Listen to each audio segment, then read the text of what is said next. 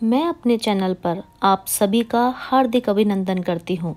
यदि आप मेरे चैनल पर पहली बार आए हैं तो चैनल को सब्सक्राइब करना ना भूलें और यदि आपको वीडियो पसंद आती है तो वीडियो को लाइक एंड शेयर अवश्य करें। आज इस वीडियो में हम बात करने वाले हैं पशुपति व्रत की सही विधि, नियम और उद्यापन की संपूर्ण जानकारी के बारे में। तो आइए शुरू करते हैं। इस वीडियो में हम जानेंगे पशुपति व्रत की विधि प्रदीप मिश्रा जी के माध्यम से। भगवान शिव का एक नाम पशुपतिनाथ भी है। पशुपति का शाब्दिक अर्थ होता है इस ब्रह्मांड में पाए जाने वाले समस्त जीवों का मालिक, अर्थात जीवन का देवता। नेपाल की राजधानी काठमांडू में पशुपतिनाथ 4 मुख वाले लिंग के रूप में आदिकाल से स्थापित हैं। भगवान शिव का ये स्वरूप प्राणियों के किसी भी मनोकामना को पूर्ण करने की क्षमता रखता है। शिव महापुराण में वर्णित पशुपतिनाथ का व्रत महादेव के इसी स्वरूप को समर्पित है। अगर कोई मनुष्य सच्ची श्रद्धा और पूर्ण विधि विधान से जिस भी मनोकामना की पूर्ति के लिए इस व्रत को धारण करता है वह अवश्य ही पूर्ण होती है। पशुपति व्रत को करना ज़्यादा कठिन नहीं है और ना ही इसे रखने के लिए किसी विशेष मुहूर्त की आवश्यकता होती है। बस शर्त केवल इतनी है कि आपके द्वारा किया गया पशुपति व्रत शास्त्रों में वर्णित विधि विधान से हो। आज कई लोग अपने अपने ढंग से पशुपति व्रत की विधि और नियम का वर्णन कर रहे हैं, इसे जटिल बनाने में लगे हैं, जिसका शास्त्रों में कहीं वर्णन नहीं मिलता। आज इस पोस्ट के माध्यम से हम पशुपति व्रत के नियम तथा पशुपति व्रत की विधि प्रदीप मिश्रा जी के माध्यम से जानेंगे, जो कि अत्यंत सरल है और शिव महापुराण गीता प्रेस गोरखपुर में वर्णित है। आप भी अपनी मनोकामना को पूर्ण करने के लिए पशुपति व्रत को कम से कम एक बार जरूर करें। महादेव आपकी भी मनोकामना अवश्य पूर्ण करेंगे। तो आइए अब जानते हैं पशुपति व्रत की विधि प्रदीप मिश्रा जी के माध्यम से। पशुपति व्रत को शुरू करने के लिए किसी विशेष महीने का या किसी शुभ मुहूर्त का चयन करना आवश्यक नहीं है। यह व्रत केवल सोमवार के दिन ही रखा जाता है, अतः आप इस व्रत को वर्ष के किसी भी महीने के सोमवार से शुरू कर सकते हैं। पशुपति व्रत को कितने सोमवार करना चाहिए? शास्त्रों में पशुपति व्रत को लगातार 5 सोमवार रखने का विधान बताया गया है। 5वें सोमवार को इस व्रत का उद्यापन किया जाता है। एक पशुपति व्रत को पूर्ण करने के बाद अगर आप दोबारा से इस व्रत को धारण करना चाहते हैं तो 1-2 सोमवार छोड़कर व्रत को पुनः शुरू कर सकते हैं। पशुपति व्रत की पूजा की सामग्री। पशुपति व्रत भगवान शिव को प्रसन्न करने के लिए किया जाने वाला व्रत है, अतः इस व्रत में वही सामग्री प्रयोग में लाते हैं जिसे हम शिवलिंग से अर्पित कर सकते हैं।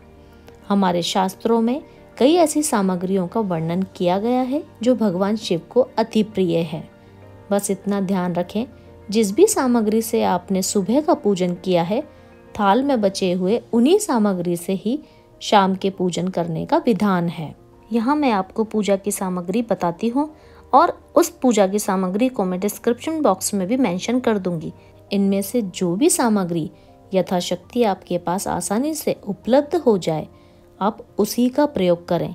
ये कतई जरूरी नहीं है कि नीचे दिए गए प्रत्येक सामग्री आपके पास हो। पशुपति व्रत की सामग्री: पीला, लाल अथवा सफेद चंदन, पुष्प, रोली, कलावा, गुलाल, अबीर, भांग, धतूरा, भस्म, अक्षत, बेलपत्र, शमी पत्र, धूप, दूध, दही, शहद और शक्कर से निर्मित पंचामृत, 1 लोटा जल। शाम की पूजा के लिए 6 दीपक और भगवान शिव को भोग लगाने के लिए कुछ मीठा प्रसाद सभी के लिए आवश्यक है। पशुपति व्रत के नियम। गीता प्रेस गोरखपुर से प्रकाशित शिव महापुराण में कुछ ऐसे नियम बताए गए हैं जिसे पशुपति व्रत को धारण करने के पहले जान लेना आवश्यक हो जाता है। इन नियमों की अनदेखी करके आप इसके पूर्ण फल को प्राप्त नहीं कर सकते। तो चलिए सबसे पहले ये जानते हैं कि पशुपति व्रत के नियम क्या हैं। पशुपतिनाथ का व्रत लगातार 5 सोमवार तक करने का विधान बताया गया है। पशुपति व्रत की पूजन शिव मंदिर में ही करना अनिवार्य है। तीसरी सबसे जरूरी बात यह है कि पशुपति व्रत के पहले सोमवार की पूजा आपने जिस भी शिव मंदिर में की है, उसी शिव मंदिर में 5 सोमवार की पूजा अनिवार्य है। अर्थात अपने पूरे पशुपति व्रत की पूजा आपको एक ही मंदिर में करना आवश्यक है। पशुपति व्रत के दौरान अगर किसी कारणवश आपको कहीं दूसरी जगह या शहर में जाना पड़ जाए और उसी शिव मंदिर में जाना असंभव हो जाए, तो इस व्रत को अगले सोमवार पे टाल दें, परंतु व्रत का पूजन एक ही शिव मंदिर में होगा। पशुपति व्रत में सुबह और शाम के प्रदोष काल में अर्थात दिन में 2 बार शिवलिंग की पूजा का विधान है। व्रत में दिन के दौरान फलाहार कर सकते हैं। शाम की पूजा के बाद सेंधा नमक से बने सात्विक अन्न ग्रहण करने का नियम है। पंडित प्रदीप मिश्रा जी ने शिव महापुराण के माध्यम से बड़े ही सरलता से पशुपति व्रत करने की सटीक विधि का वर्णन किया है। इस विधि को करने में कुछ विशेष विधि का पालन किया जाता है। पंडित प्रदीप मिश्रा जी अपने कई प्रवचन में इन विधियों को आम लोगों के सामने रखते हैं। पशुपति व्रत में सुबह की पूजा हम कैसे कर सकते हैं, तो आइए जानते हैं। आप जिस सोमवार से पशुपति व्रत का अनुष्ठान करना चाहते हैं, उस दिन प्रातःकाल उठकर स्नान के पश्चात स्वच्छ वस्त्र धारण करें। पशुपति व्रत की पूजा के लिए अपने आसपास के ऐसे किसी एक शिव मंदिर का चयन करें जिसमें आप 5 सोमवार पूजन कर सकें। शिव मंदिर जाने के पहले अपनी पूजा की थाली तैयार करें। पशुपति व्रत की पूजा की सामग्री का चयन अपनी शक्ति और उपलब्धता के अनुसार ऊपर बताए गए लिस्ट में से देखकर अपनी पूजा की थाली तैयार करें, जिसमें 1 लोटा जल अनिवार्य है। पशुपति व्रत में पूजा की थाली शाम के पूजन के लिए अलग से तैयार नहीं की जाती है। अतः ये ध्यान रखें कि सुबह जो भी पूजन सामग्री आप थाल में रख रहे हैं वो थोड़ा ज्यादा मात्रा में रखें, ताकि शाम की पूजन में भी उसका उपयोग कर सकें। अब शिव मंदिर जाकर श्रद्धा पूर्वक शिवलिंग का पंचामृत और सादे जल से अभिषेक करें। तत्पश्चात शिवलिंग पे पुष्प, बेलपत्र और पूजन की अन्य सामग्री समर्पित करें। श्री शिवाय नमस्तुभ्यम का जाप करते हुए भोलेनाथ को धूप दिखाएं। अब वापस अपने घर आ जाएं। पशुपति व्रत की शाम की पूजा की विधि। दिन की दूसरी पूजा शाम प्रदोष काल में ही करने का नियम है। शाम की पूजा में ये ध्यान रखना जरूरी होता है कि पूजन की थाली और सामग्री सुबह वाली ही हो। दोबारा थाल को मत सजाएं। सुबह पूजन के बाद जो सामग्री बची है उसी से शिव जी के पूजन का विधान है। शाम की पूजा के लिए थाल में 1 लोटा जल, 6 घी के दिए तथा भोग लगाने के लिए कोई भी मीठा प्रसाद जैसे कि हलवा, चावल या साबूदाने की खीर, मालपुआ, लड्डू या बर्फी इत्यादि रख लें। पशुपति व्रत के प्रसाद को अगर आप घर में भी तैयार कर रहे हैं तो ध्यान रहे पूरे प्रसाद को मंदिर लेकर के जाना है। आपने घर में प्रसाद का जरा भी भाग नहीं छोड़ना। प्रसाद के साथ 3 पेपर प्लेट भी रख लें। अब शिव मंदिर आकर सर्वप्रथम शिवलिंग पे जल समर्पित करें। अगर मंदिर में शाम के समय जलाभिषेक करने की मनाही हो तो फूल से जल का छींटा लगा दें। तत्पश्चात शिव जी का शेष बचे सामग्री से श्रृंगार करें। थाल में लाए 6 घी के दिए को शिवलिंग के सामने रखें। अब अपनी मनोकामना बाबा को कहते हुए बारी बारी से 5 दिए को प्रज्वलित करें।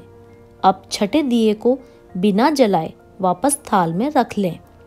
तत्पश्चात थाल में लाए गए पूरे प्रसाद को शिवलिंग के समक्ष रखें। अब इस प्रसाद को 3 बराबर हिस्से में बांट दें। 2 हिस्सा शिवलिंग को समर्पित कर दें तथा एक बचे हुए हिस्से को वापस थाल में रख दें। श्री शिवाय नमस्तुभ्यम का जाप कर अपनी मनोकामना शिव जी से बोलें। अब वापस अपने घर के लिए निकलें। घर के मुख्य दरवाजे के सामने बाहर ही बैठ जाएं। अब जो एक दिया आपके थाल में वापस आया है उसे अपनी मनोकामना बोलते हुए प्रज्वलित करें। अब इस दीपक को अपने दाहिने तरफ रख दें।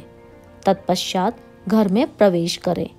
घर में प्रवेश करने के बाद थाल में लाए गए प्रसाद के एक हिस्से को स्वयं ग्रहण करें। इस प्रसाद को अपने परिवार के सदस्यों या किसी और को नहीं देना है। प्रसाद ग्रहण करने के बाद भोजन करें। इस तरह पूजन करने के बाद आपके पशुपति व्रत के पहले सोमवार का व्रत पूरा होता है। ठीक इसी तरह आपको 4 सोमवार पूजन करनी है। 5वें सोमवार को सुबह की पूजा तो वैसे ही होगी, परंतु शाम की पूजा थोड़ी सी अलग होती है, क्योंकि पशुपति व्रत के 5वें सोमवार की पूजा उद्यापन की पूजा होती है।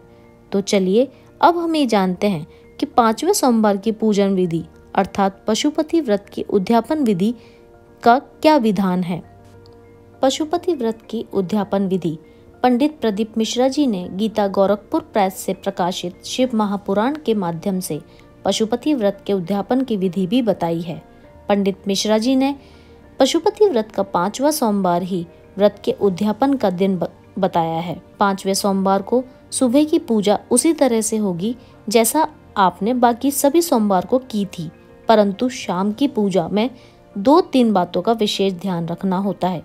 5वें सोमवार की पूजा के लिए अतिरिक्त जरूरी सामग्री: 1 पानी वाले श्रीफल अर्थात नारियल, शिवजी को समर्पित करने के लिए एक ही तरह के 108 पुष्प या पुष्प की 108 पंखुड़ियाँ या 108 बेलपत्र या फिर अक्षत या मखाना या हरा मूंग के दाने भी आप ले सकते हैं। कलावा। 5वें सोमवार की पूजा विधि: शाम के पूजन के लिए जो नारियल आपने बाजार से लाए हैं उस पर मौली या कलावा को 3-4 बार लपेट दें। अब अपनी सुबह की थाल में उस श्रीफल को रख लें। साथ ही साथ शिवजी को जो 108 वस्तुएं समर्पित करनी है उसे भी अपने साथ मंदिर ले जाएं। पहले की तरह ही 1 लोटा जल, प्रसाद, 6 दीपक और 3 पेपर प्लेट रख लें। मंदिर पहुंचकर शिवजी को जल समर्पित करें। तत्पश्चात सुबह की बची हुई सामग्री से शिवजी का श्रृंगार करें। अब घर से लाए गए पूरे प्रसाद को शिवलिंग के समक्ष रखें। उसके 3 बराबर हिस्से कर दें। 2 हिस्सा वहीं छोड़ दें तथा 1 हिस्सा वापस थाली में रख लें। तत्पश्चात थाल में लाए गए 6 दियों को नीचे रखें। अपनी मनोकामना बोलते हुए 5 दीपक प्रज्वलित करें और छठे दीपक को बिना जलाए वापस थाल में रख लें। अब लाए गए 108 सामग्री को एक एक करके शिवजी को समर्पित करें। मन ही मन श्री शिवाय नमस्तुभ्यम का जाप करते रहें। जब ये 108 सामग्री शिवजी को समर्पित कर लें तो लाए गए नारियल को शिवजी को स्पर्श कराकर नीचे रख दें। ध्यान रहे नारियल को शिवलिंग के जलाधारी पे ना रखें। नारियल चढ़ाते समय उसके ऊपर 11 रुपए भी दक्षिणा के रूप में रख दें। शिवजी को नमन करके अपने घर को लौट आएं। घर में मुख्य दरवाजे के सामने बैठकर मनोकामना बोलते हुए थाल में बचे हुए उस एक दीपक को जलाएं तथा उसे अपनी दाहिनी तरफ रख दें। अब घर में प्रवेश करें। प्रवेश करने के बाद भोजन करने के पहले उस प्रसाद को ग्रहण करना जरूरी होता है। इस तरह आपका पशुपति व्रत पूर्ण होता है। दोस्तों, वीडियो को अपना कीमती समय देने के लिए आपका धन्यवाद। आपको संबंधित जानकारी कैसी लगी कृपया कमेंट बॉक्स में अवश्य लिखिए और इसे संबंधित लोगों को अवश्य शेयर करें।